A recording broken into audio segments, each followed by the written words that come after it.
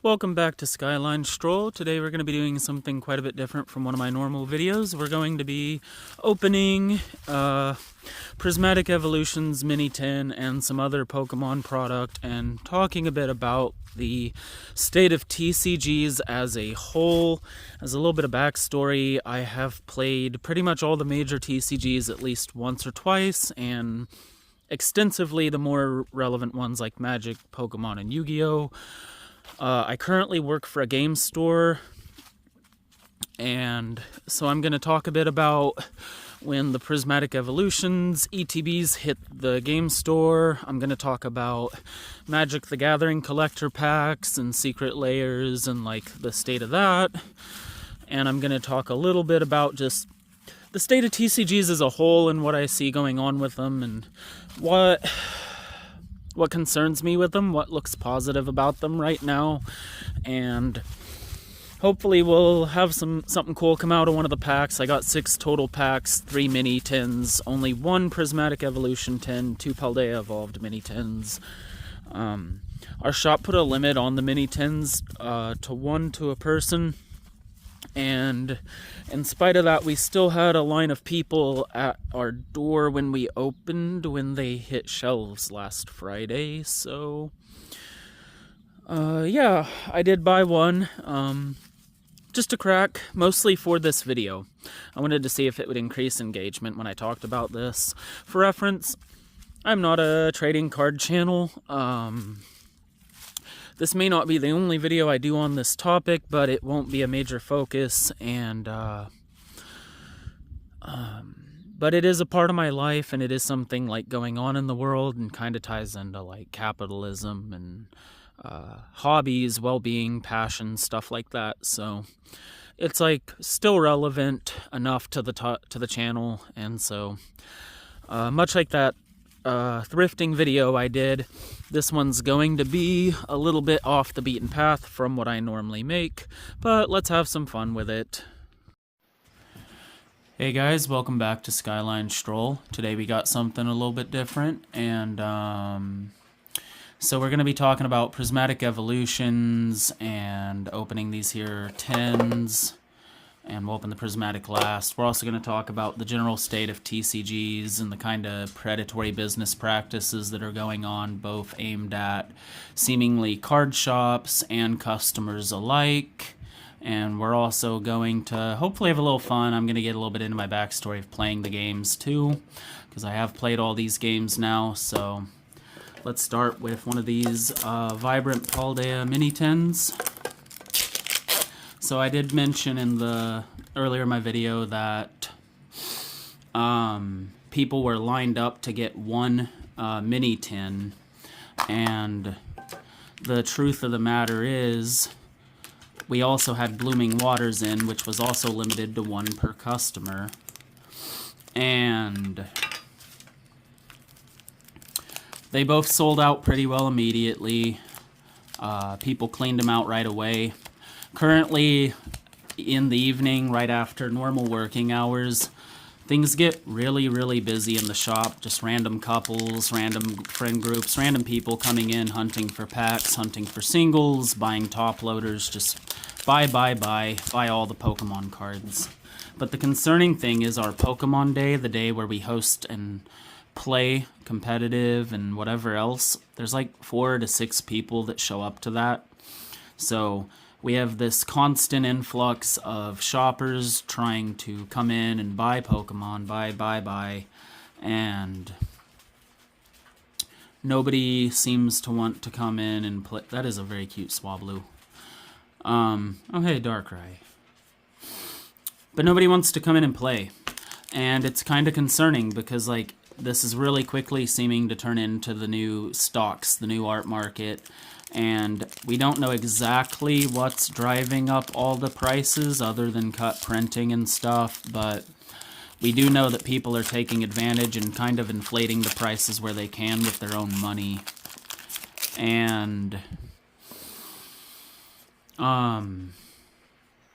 so these prices could be volatile. Here in a year, God knows what, these cards could still be up. They could be up even more. They could be half of what they were. And there's a lot of emphasis on, is it gambling? There's a lot of like argument that Whatnot is being turned into a digital casino with trading cards. And hey, we hit a Garchomp EX, neat.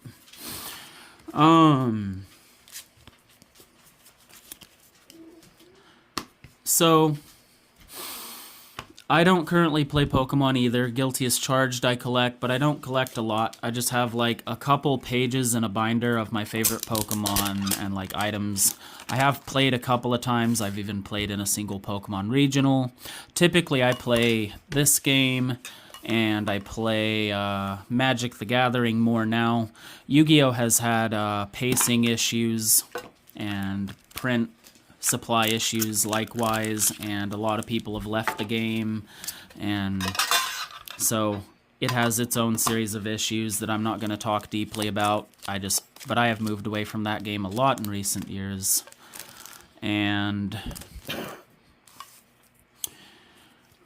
Magic, oh boy, Magic the Gathering. So they had Magic 30th, they had the Pinkerton scandal, they recently switched secret layers to where they would be like limited print, and now a bunch of bots like get on there and buy up the product before players can even get to it.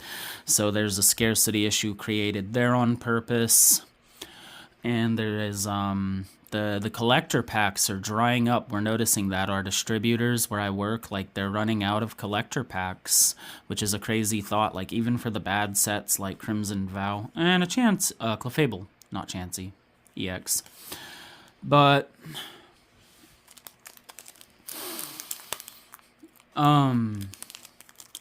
so Magic seems to be in a state of growing. We're constantly getting new players looking for precons, playing Commander. Our Commander night fills up regularly, and I like that. I like the feel of that game. It's much more tabletop. If you work long hours, you don't have to stay really caught up on a bunch of crazy new stuff to actually sit and play. You can just bring your deck that you've been playing for a long time and have a game and have fun, probably. So that's a positive upside since I've been more busy and this hobby has turned more into a job for me. I don't really get to play like I used to. Larry. And we hit Volcanion. One of the decks I played when I played this game was actually Volcanion EX, ironically. Alright, and we're into the Prismatic Evolutions 10. And so I guess the thing is, like, because I work in a game shop, I shouldn't really be complaining too much about the price of cards going up and more people seeking them out, because that means there's, well, more supply on my product, more hours for me to work, and higher chance my job's still there later on. And so I shouldn't complain, but it makes me worried for longevity when, like, little kids come in and they want to buy, like, the worst possible Pikachus and Charizards, but those cost money now, right? So, give me 1 second, apparently. Good grief. Okay, that's a cool coin. And we get a Flareon sticker. And here we are, the infamous set. So now that we're here on the Prismatic Evolution packs, I'm going to talk about the day that we got the ETBs, the poster collection, the sticker collection, and the binder collection. So that day was quite busy. We had the entire set of products limited to 2 per person. And they still, we were sold out by like 4 o'clock. Everywhere else in town was sold out way before us actually and had less than us in stock, so that was crazy. We sold real close to MSRP or at MSRP on a lot of it, and so it went fast. It was crazy. And I don't know how I feel about that. And they say they're going to print more, and we did just get these mini tins, but they didn't let us get a lot, and they reduced the amount of mini tins in a case than there used to be in previous cases. So these mini tins are not quite the Band-Aid even we want them to be. And I think that if they don't make more soon, we might have some issues on our hand, guys. Just an Archalodon in that pack. Nothing here yet. And then lastly,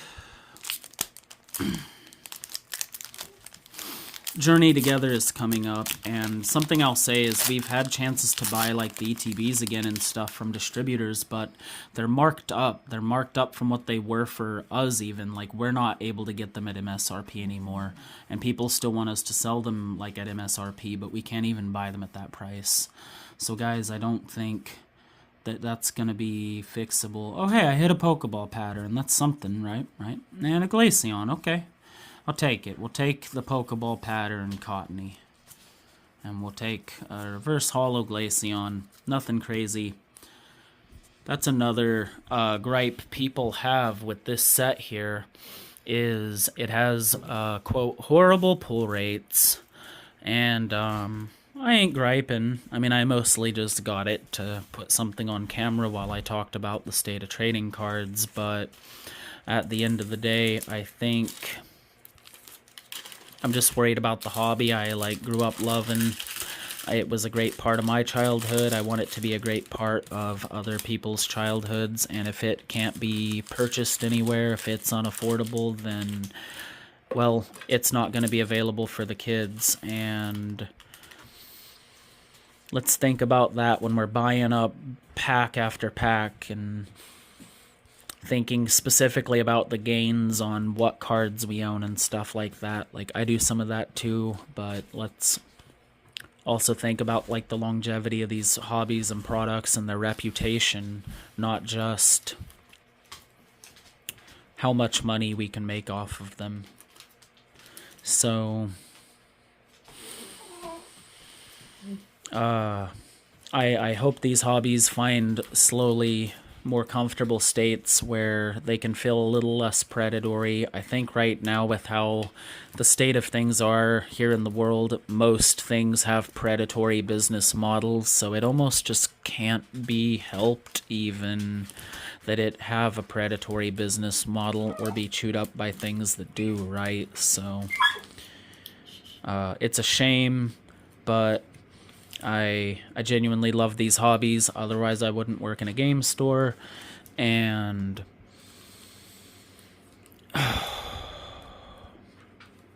let's all just think about that and put some energy into